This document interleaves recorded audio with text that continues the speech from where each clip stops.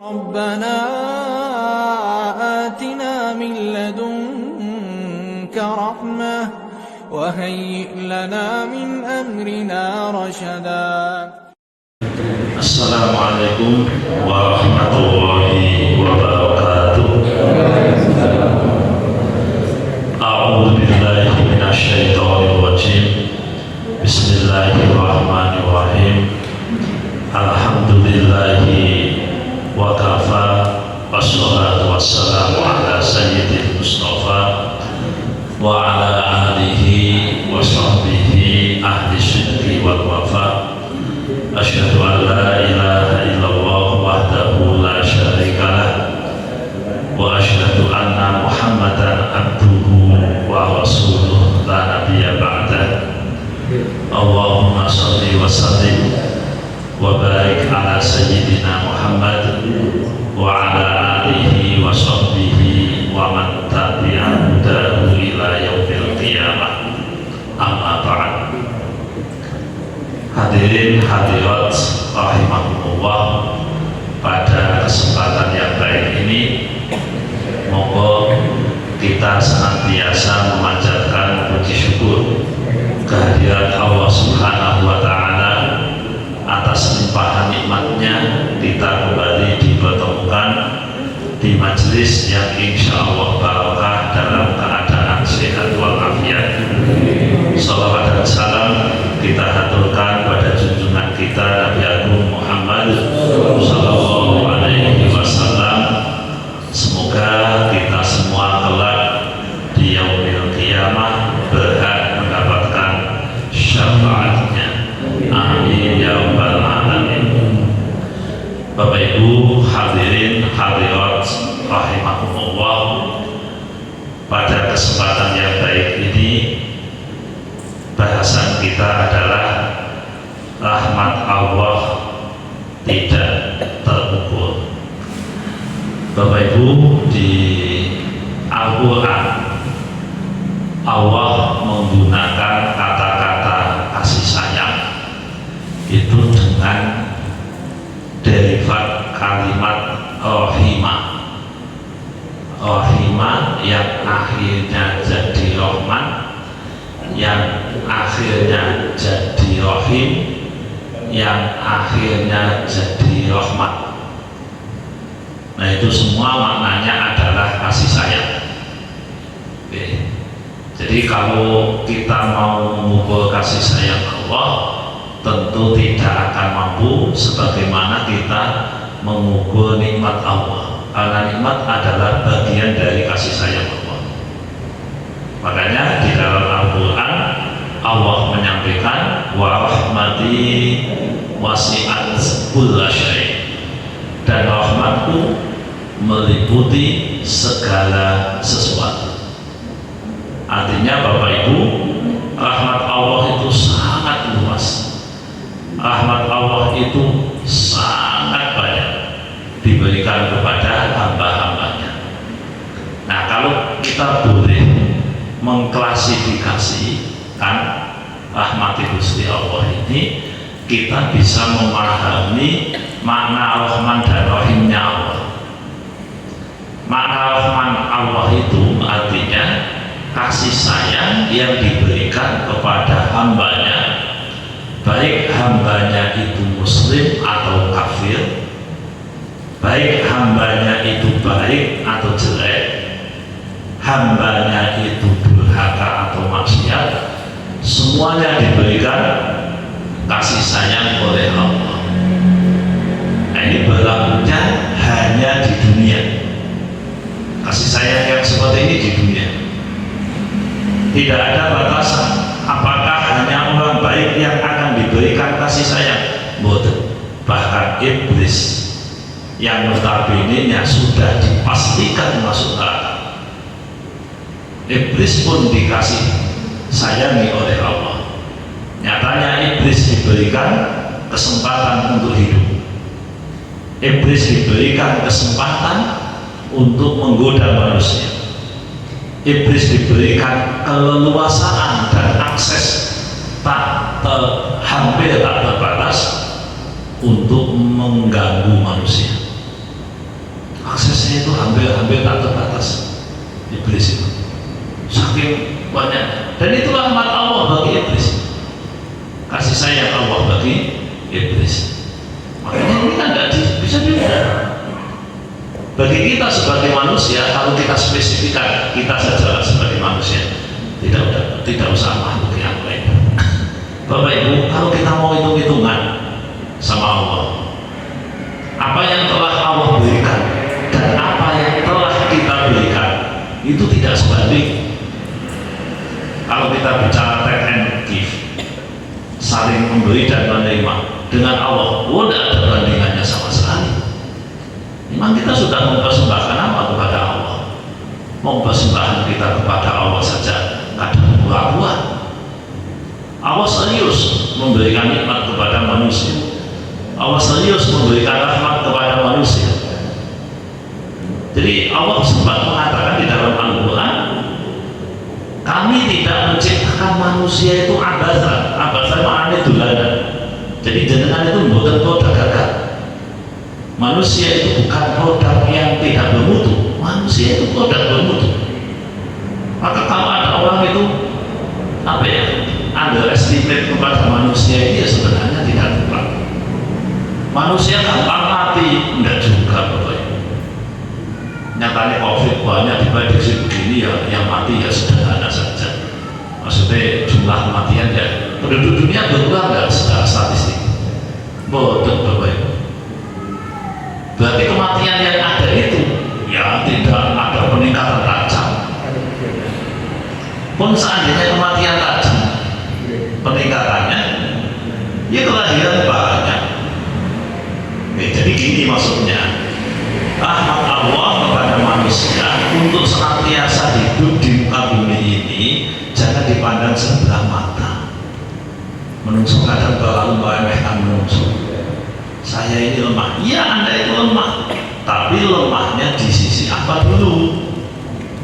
Jangan memandang remeh manusia, karena rahmat Allah itu muncul kepada manusia-manusia ini. Bapak Ibu, kita itu kan kadang juga melihat sesuatu itu luar biasa. Tadi siang hujan-hujan, saya takziah. Ketika saya takziah, saya ketemu sama sahibul musibah karena meninggalnya kemarin malam Ahad, dikuburnya hari Ahad. Nah, ketika saya ketemu, saya nanya tentang keadaannya. Beliau itu 2 tahun koma, 2 tahun kurang lebih koma. Dan kemarin akhirnya meninggal dunia. Nah, jangan bisa bayangkan, secara medis dokter itu sudah angkat tangan. Bahkan ketika dulu waktu koma pertama, prediksi paling hanya 2-3 bulan selesai. Faktanya sampai 2 tahun. Itu kalau tidak rahmati Gusti Allah supaya dia bisa hidup, tidak bisa. Bisa. Artinya betapa Allah memberikan rahmat kepada bahkan orang yang diputus asai untuk bisa hidup. Orang ini udah hitung-hitungannya mati, tapi nyata tidak mati sampai 2 tahun. Saya tanya berapa ini Bu? 2 tahun persis. Oke. Jadi manusia itu harus sadar penuh bahwa rahmat Gusti Allah banyak. Terus kemudian kita ini sebagai mukmin diingatkan oleh Allah agar jangan pernah berputus asa dari kasih sayang atau rahmat Gusti Allah. Ada ayatnya di surat Yusuf, wala ta'asu min rauhillah. Innahu la ya'asu min rauhillahi illal qaumul kafir. Dan janganlah kalian berputus asa dari rahmat Gusti Allah. Jadi kasih sayang Allah itu jangan dianggap terputus. Tidak ada terputus. innahu la ya'asu min rahillah, sesungguhnya tidak berputus asa dari rahmat Allah, dari kasih sayang Allah, illal qaumul kafirun, kecuali orang-orang kafir. Maka Bapak Ibu, orang-orang yang berputus asa menganggap bahwa rahmat Allah telah berhenti, itu bagian dari sifat-sifat kekafiran. Meskipun orang itu belum tentu kafir. Untuk menentukan si fulan ini kafir atau tidak, ya kita harus melihat banyak hal. Tetapi itu adalah bagian dari sifat-sifat kekafiran. Maka jangan pernah kita itu mengabaikan kasih sayang Gusti Allah. Nek dihitung ya bakal ketemu. Kemudian kita tidak boleh berputus asa. Rahmat Gusti Allah luas, bahkan bagi orang-orang jahat. Maka penjahat itu masih dikasih rahmat Gusti Allah di muka bumi, Bapak Ibu. Kalau di dunia penjahat dikasih rahmat Gusti Allah, banyak penjahat yang menang melawan orang baik. Itu bentuk kasih sayang Allah kepada dia di muka bumi dengan nama Rahman, sifat Rahmani Gusti Allah. Maka orang-orang jahat yang mendapat kasih sayang Allah kemudian dia berkhianat atas kasih sayang yang telah Allah berikan kepadanya, dia harus segera menyadari diri sebelum nanti sifat kasih sayang Allah yang Rahman ini dicabut. Karena manusia kalau sudah mati, Bapak Ibu, sudah mati, itu sifat kasih sayang Allah yang bentuknya Rahman itu dicabut, sudah tidak diberlakukan. Siapapun dia mati. Makanya jangan mati kalau belum tobat. Jangan mati kalau belum husnudzon kepada Allah. Jadi kemarin itu ada yang nanya, Pak, ini ada orang sakit, kita tidak tahu orang seperti ini mau sembuh atau tidak, tapi rasa-rasanya orang ini mau mati. Yang baru kita lakukan itu ndungake sehat, apa ndungake husnul khotimah, apa mentalkin dia. Nah ini kan perseteruan antara putus asa dari rahmat Gusti Allah dengan bersifat realistis. Lalu kita sampaikan begini, kalau memang jenengan tahu bahwa orang ini sudah mendekati mati, fikihnya sudah ada.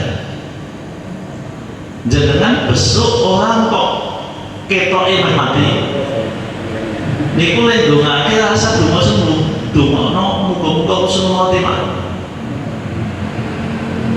Terus kemudian panjenengan nasihati dia supaya husnudzon kepada Allah. Itu cara fikih, Pak. Dan juga jangan pernah berputus asa dari rahmat Gusti Allah. Artinya orang-orang yang dalam kondisi seperti itu, maka jangan sampai ada pikiran di dalam pikirannya bahwa Allah telah memutus rahmatnya. Tidak boleh. Nah itu perlu dinasihati, perlu dinasihati supaya tidak merasa berputus asa dari rahmat Gusti Allah, dari kasih sayang Gusti Allah. Allah tetap sayang kok Bapak Ibu. Terhadap pendosa tetap Allah sayang. Kalau dalam konteks Rahman tetap sayang. Orang kafir dikasih kasih sayang oleh Allah, tapi Rahman loh ya. Nah, kasih sayang Allah dalam bentuk lain namanya Rahim. Rahim itu sifat kasih sayang Allah yang diberikan hanya untuk orang-orang yang baik dan layak mendapatkannya.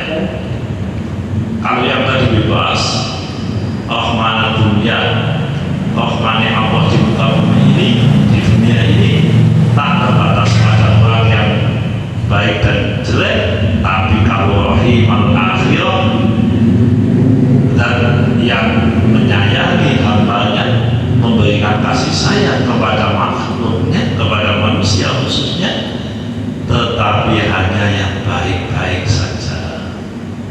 Di sini Allah tidak ada menyayangi setan. Bahkan jangankan setan, manusia tidak boleh saling menyayangi kalau tidak ada urusannya. Ada cerita di surat Al-A'raf, penduduk neraka itu ngomong sama penduduk surga, wanada ashabun nari ashabal jannati an afidu alaina minal ma'i aw mimma razaqakumullah qalu inna allaha harramahuma 'alal kafirin. Ini gambarnya. Penduduk surga itu dan penduduk neraka yang kenal itu tetap kenal, Pak. Yang di dunia temen ya di sana tetap kenal. Ada penduduk neraka ngomong sama penduduk surga, memanggil, wahai penduduk surga, wa nada ashabun nari ashabal jannah an afidu alaina, wahai penduduk surga, saya lihat engkau di surga mendapatkan keberlimpahan, semuanya serba sisa, wabihullah, nanti bosok-bosok lah ibaratnya. Sementara kami di sini menderita, kami di sini susah. Kalau engkau bisa minum semua minuman yang kamu inginkan, kami di sini minum darah, kami minum nanah, kami minum air panas, makanan kami zakum, tidak enak semua. Kita carikan hari ini. Boleh tidak an-afidu alaina minal ma', berikan kepada kami lah satu botol minuman lah kira-kira begitu. Satu botol boleh, jalur situ. Nah, penduduk surga kan punya kasih sayang, Bapak. Manusia itu kan ditakdirkan punya kasih sayang. Ketika manusia ini ditakdirkan punya kasih sayang, dia ingin bantu, tapi tidak boleh dijawab ini. Tadi ayatnya bagaimana? Mana tasawwurna ya sahabat jangan. Qalu inna allaha harramahuma 'alal kafirin. Penduduk surga mengatakan, mohon maaf ya Mas, sesungguhnya Allah mengharamkan ayat ini walaupun sisa untuk diberikan kepada penduduk neraka bahwa kafir itu. Tidak dikasih, Pak. Tulah-tulah beliau sisa dan dikasih. Kenapa? Dilarang mengasihi orang-orang seperti itu. Nanti tapi di akhirat. Suami istri mau bantu-bantu tidak bisa. Tidak bisa, Bapak. Kalau bisa kan Nabi Lut sudah bantu istrinya. Istrinya Nabi Lut kebantu, tidak. Loh kenapa? Padahal itu suami istri. Iya. Suami istri, suaminya soleh, istrinya durhaka. Nah, kedurhakaannya itu di dunia dia masih dikasih kasih sayang oleh Allah. Tapi begitu dia mati selesai Bapak. Jadi kasih sayang Allah itu tidak terukur. Tapi kalau rahim terukur, karena rahimnya Allah, kasih sayangnya Allah di akhirat itu diukur sesuai dengan amal soleh yang telah dilakukan. Kalau tidak amal soleh, jangan berharap mendapat kasih sayang Allah. Ini sifatnya transaksi. Makanya in ahsantum li anfusikum. Kalau Anda berbuat baik, sesungguhnya Anda berbuat baik kepada diri Anda sendiri. Maka hati-hati dengan perbuatan kita, Bapak Ibu. Hati-hati. Kama tadi nututan, sebagaimana Anda melakukan, Anda akan diperlakukan. Itu istilah. Kama tadi nututan. Terus Allah sudah menyampaikan, inna nahnu nuhyil mauta wa naktubu ma qaddamu wa atharahum wa kulla syai'in ahsaynahu fi imamin mubin. Itu juga mengingatkan loh. Inna nahnu nuhyil mauta, sesungguhnya kami menghidupkan yang mati. Yang mati bakal hidup lagi, yang hidup bakal mati. Kami, kata Allah, yang menghidupkan orang mati. Inna nahnu nuhyil mauta wa naktubu ma qaddamu wa atharu, dan kami mencatat apa yang telah kamu lakukan. Ini ancaman Bapak Ibu. Kami mencatat apa yang telah kamu lakukan dan efeknya dan asalnya, akibatnya. Jadi apa yang Anda lakukan itu ada akibatnya. Tapi karena di dunia Allah masih menggunakan rahman-Nya, akibatnya yang ditunda. Sebagian ada yang dibuat cepat, ya. Sebagian ada yang dibuat cepat. Dan ini mestinya harus menjadi perhatian kita, di mana kasih sayang Allah di akhirat itu terbatas hanya kepada orang mukmin. Jadi kalau judul kita tadi tidak terukur, itu yang di dunia. Kalau di akhirat terukur. Anda di dunia boleh bebas AKP, tapi ingat, kebebasan Anda hanya sampai mati. Kebebasan Anda, kasih sayang Allah hanya sampai mati. Yang gratis mung tekan mati, bar mati bayar. Dan bayar ini bil amalis sholih, dengan amal sholih, dengan perbuatan yang baik. Maka hati-hati Bapak Ibu. Jadi beberapa hari ini kan saya ketemu kejadian banyak sekali. Ini harusnya menyadarkan kita, harusnya memberikan efek kepada kita supaya kita itu lebih bisa hati-hati. Saya itu tersentuh ketika kemarin ada yang menanyakan tentang sesuatu kepada saya, yaitu mengenai masalah kematian.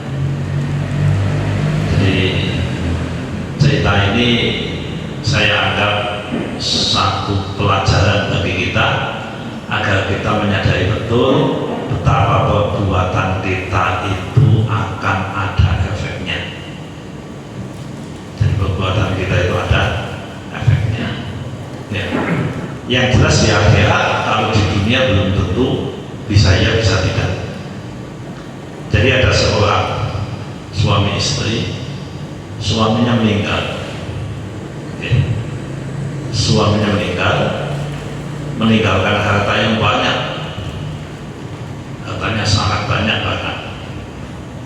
Nah, tapi kemudian dia tidak mau membagi warisannya, tidak mau membagi warisannya.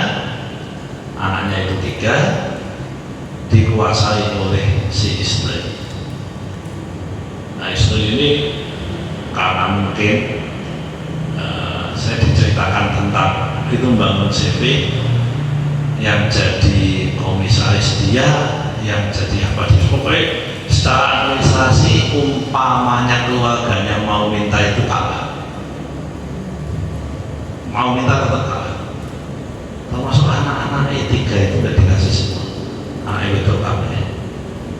Singkat cerita Bapak Ibu, orang ini dengan bangganya mempunyai uang yang pokoknya akeh lah, puluhan miliar, banyak sekali, uangnya banyak sekali. Saya diberitahu bahwa tempat dia usaha saja itu gudangnya 4 hektar, berarti kan gumut itu. 4 hektar di gudang sapi rombol nih. Nah, intinya besar. Singkat cerita, dia meninggal. Nah, meninggalnya itu secara tidak terhormat, yaitu meninggal karena stres, bunuh diri. Padahal bandane akeh. Tapi kan hasil dari apa coba? Dari melakukan yang tidak benar. Singkat cerita, saya menyampaikan, ikut tulungono sing mati ini. Loh Pak Ustadz itu bunuh diri, kok bisa ditulungi? Yang nulungi sini. Apa yang bisa kami lakukan? Yang pertama, saya sampaikan, berikan hak kepada yang berhak, itu dulu. Ini bodohnya itu mau menaik, habis itu menaik, terus bagaimana kalau yang berhak, biar kezaliman dia tidak berlanjut, karena itu jadi jariah, kita khawatir. Itu yang pertama. Yang kedua, karena dia itu zalim harta, zalimnya urusan harta, menguasai sesuatu yang bukan miliknya, maka karena dia udah mati, ngeiso sedekah atas nama uang itu. Nah, saya sampaikan begitu. Ini rahmat Allah untuk dia itu udah putus. Kalau kita tidak nambah-nambahi, berat dia. Kecuali nek jenengan jengkel terus balas dendam belum mati. Tapi nek jenengan tidak ingin balas dendam, silahkan jenengan berbuat baik. Kalau mau. Oke. Terus kemudian saya kasih catatan beberapa itu. Ini. Wis monggo dilakoni. Muga-muga sing kae iso dibuang itu semua. Nek dinampung total berat masalahnya, dia sudah melakukan dosa yang sangat besar, bahwa alam kita tahu. Akhirnya jadi guyon-guyonan yang mulai keluarga ini. Nah, ya duitnya akeh mati ini gantung. Duitnya akeh bapak ibu. Duit akeh ternyata wajib bawa mulai. Ngesai duit itu boten, padahal duitnya wajib. Karena diambil dengan cara yang tidak benar. Nah, kita katakan ini bapak ibu, kasih sayang Allah kepada manusia apabila orang tersebut sudah mati, selesai rahimnya, tinggal rahimnya. Rahim itu nggak gratis. Dia berbuat apa, dia akan dibalas apa. Nah, kalau itu yang terjadi terus gimana? Penyesalan nggak ada gunanya. Orang mati sudah tidak bisa kembali lagi ke dunia. Nah, jadi saya ingin menekankan di tema kita ini, kasih sayang Allah itu banyak, luas, meliputi segala sesuatu di muka bumi ini. Mumpung masih ada kesempatan, gunakan sebaik-baiknya itu untuk mendapatkan kasih sayang berbayar. Kasih sayang berbayar itu rahim, nanti di akhir saat ini gratis. Terus dunia gratis kabeh. Kasih sayang Gusti Allah gratis. Monggo jadikan gratisan ini sebagai sarana mengambil kebaikan nanti di akhirat. Oke, monggo Bapak Ibu ingkang saged kula aturaken, mugi-mugi manfaat kiramakum nyuwun punten. Monggo bisa dilanjutkan jawab. Terima kasih. Monggo jamaah yang ingin bertanya, mungkin dari luar sana, ibu-ibu dulu saya tawarkan. Apakah ada Mas Joko yang di luar? Kalau belum ada yang di dalam. Kalau tidak ada, saya sendiri yang bertanya. Mohon izin bertanya, Mas Ustaz. Yang pertama, manakala ada seseorang yang mu'alaf, ya, namun keluarganya, teman dekatnya belum tahu. Kemudian dia meninggal dan keluarga besarnya menganggap dia belum muslim, sehingga prosesnya seperti halnya orang non muslim. Nah, itu yang pertama. Itu nanti maksudnya hukumnya bagaimana, maksudnya itu untuk rohnya dia. Yang kedua pertanyaannya adalah bagaimana menjaga istiqomah dalam hal kita beribadah untuk sampai akhir hayat. Ya, ini nampaknya kalimat istiqomah ini mudah diucapkan, namun prakteknya kita sehari-hari banyak godaan, sehingga menjadi tidak istiqomah. Nah, ini triknya bagaimana Ustaz, barangkali bisa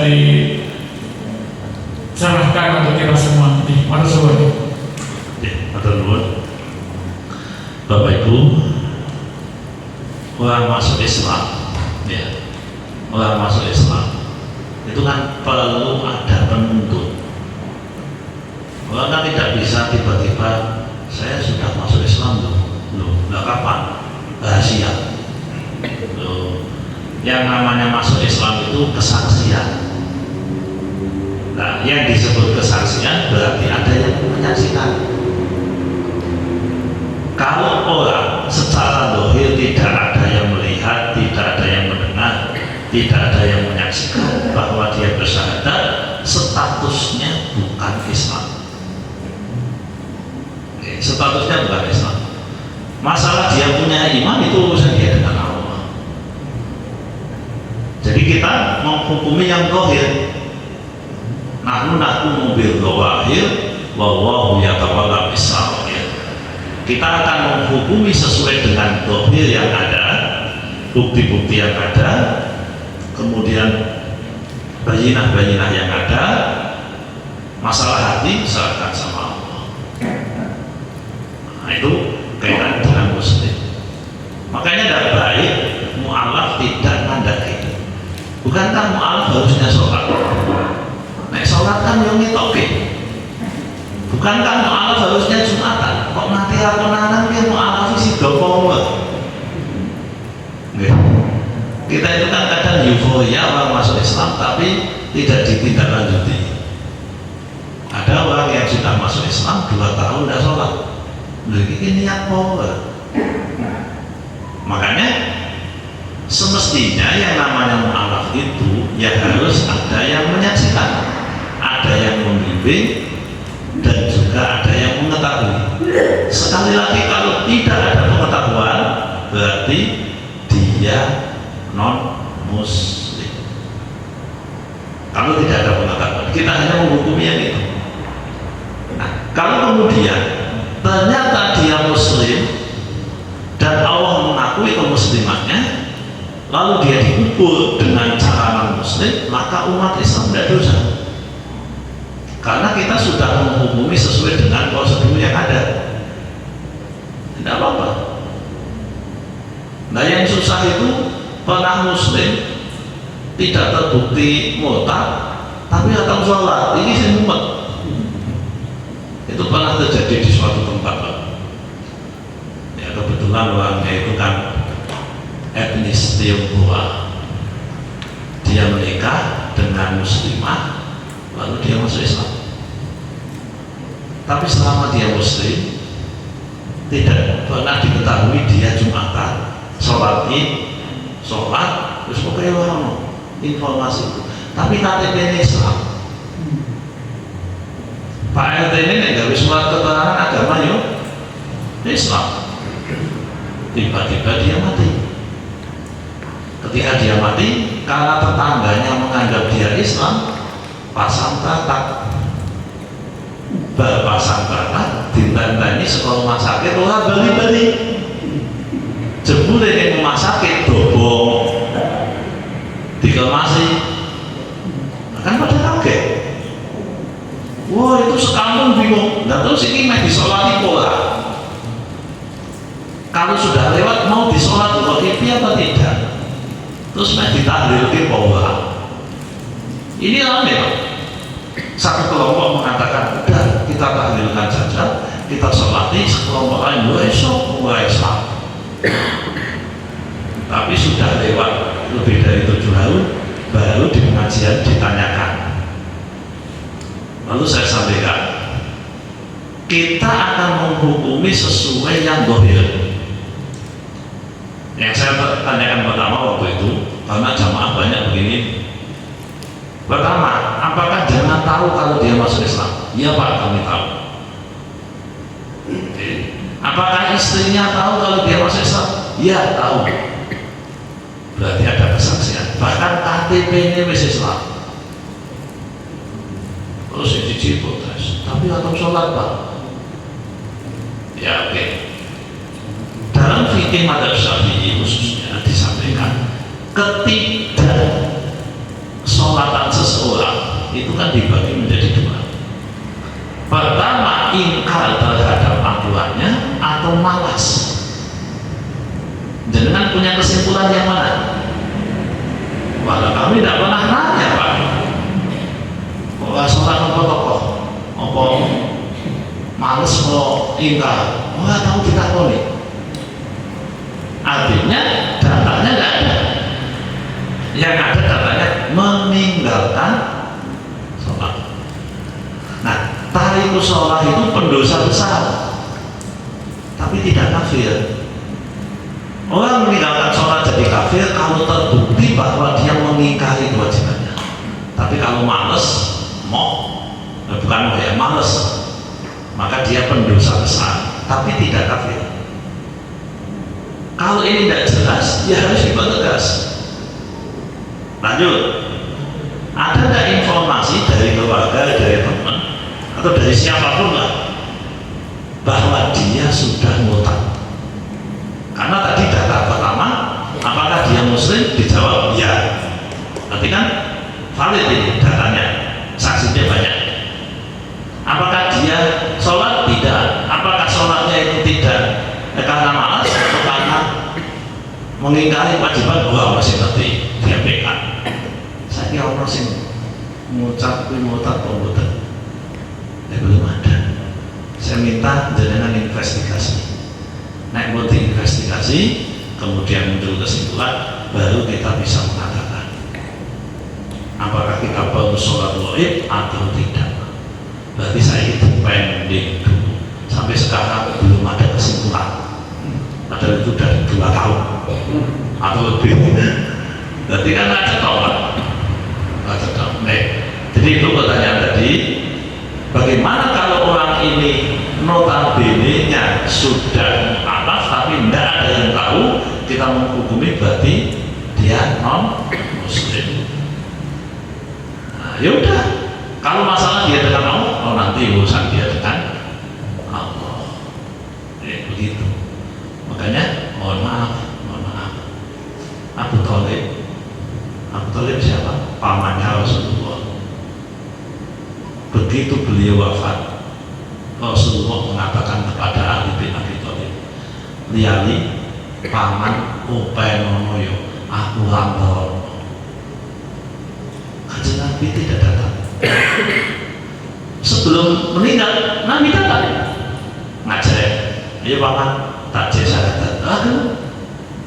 Ya Nabi menghukuminya sebagai orang muslim. Kalaupun seandainya dia mukmin dan dia beriman, lalu kemudian Allah akan mengampuni dosanya sebab itu bukan wilayah kita. Nahnu nakumu billahi, kita melihat yang lahir saja. Dan itu yang pertama, berkaitan dengan maaf yang tidak diketahui kepastiannya. Yang kedua, Bapak Ibu, mengenai istiqomah. Istiqomah itu kan anugerah dari Allah, fadl anugerah dari Allah. Tipnya bagi kita sebenarnya sederhana, Bapak Ibu. Kita mau istiqomah itu yang bisa saja. Makanya jangan bikin daftar kegiatan yang bisa jangan lakukan secara kontinu, berkelanjutan, istiqomah nanti mati. Apa itu? Ya sesuai kemampuan. Bukan usaha berapa, tapi jangan bisa melakukan secara kontinu.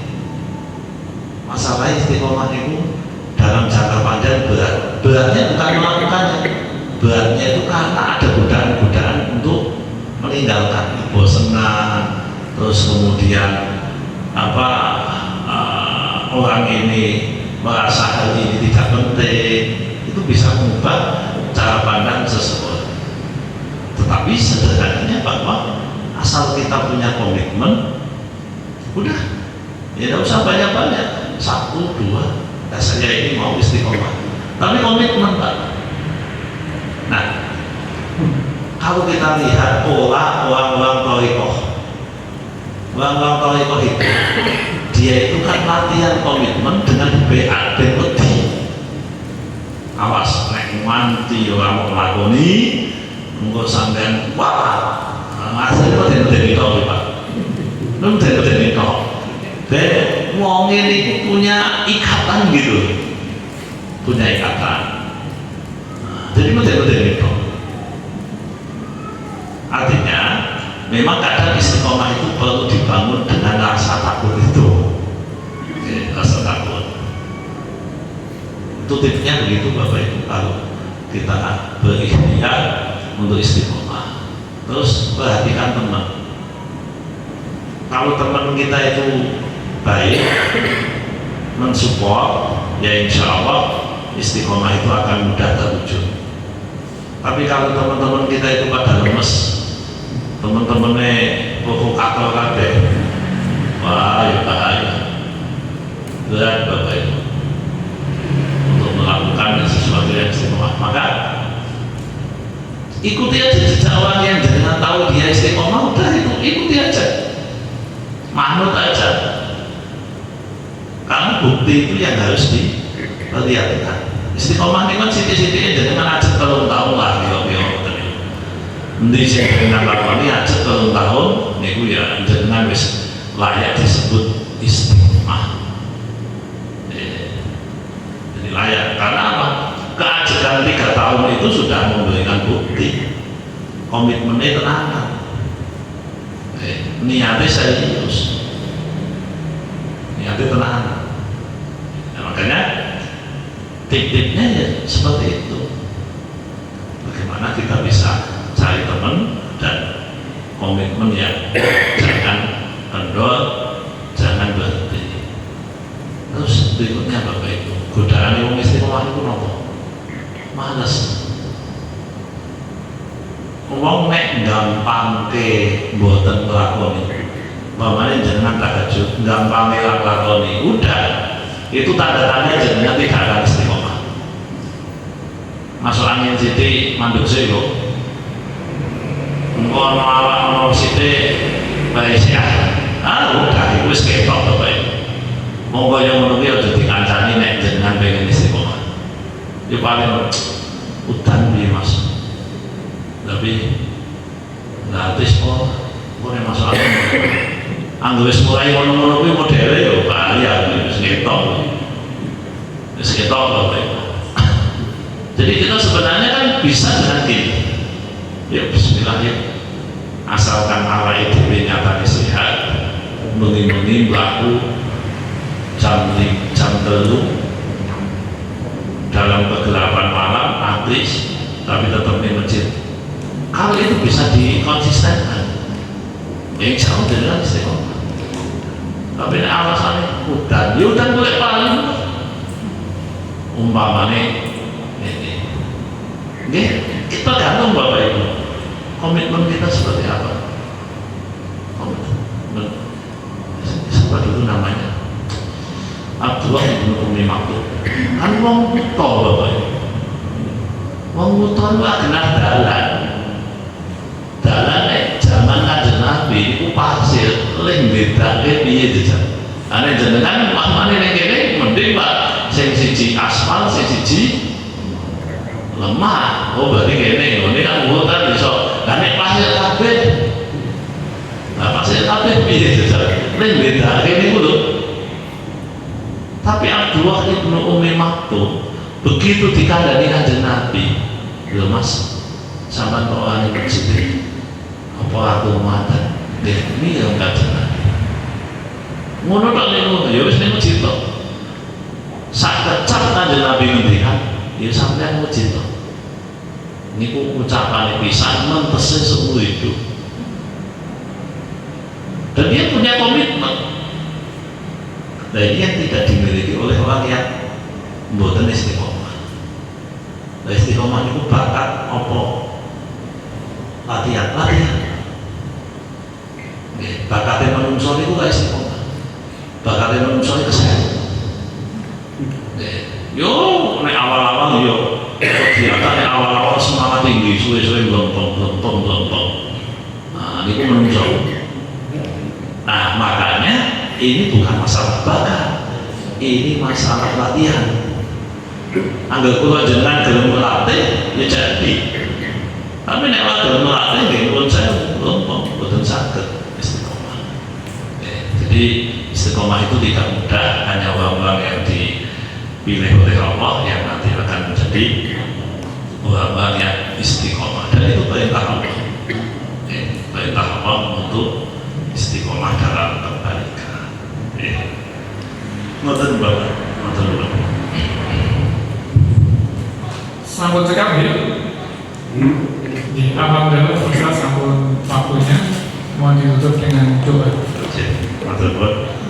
Monggo Bapak Ibu kita akhirkan di doa. Mugi-mugi memberi barokah. Bapak jenengan pinaringan dari Allah, benjar pinaringan husnul khatimah. Amin ya rabbal alamin. Bismillahirrahmanirrahim. Allahumma salli wa sallim wa barik ala sayyidina Muhammad wa ala ali sayyidina Muhammad. Alhamdulillahi rabbil alamin. Allahumma ighfir lana dhunubana wa liwalidina warhamhum kama rabbawna shighara.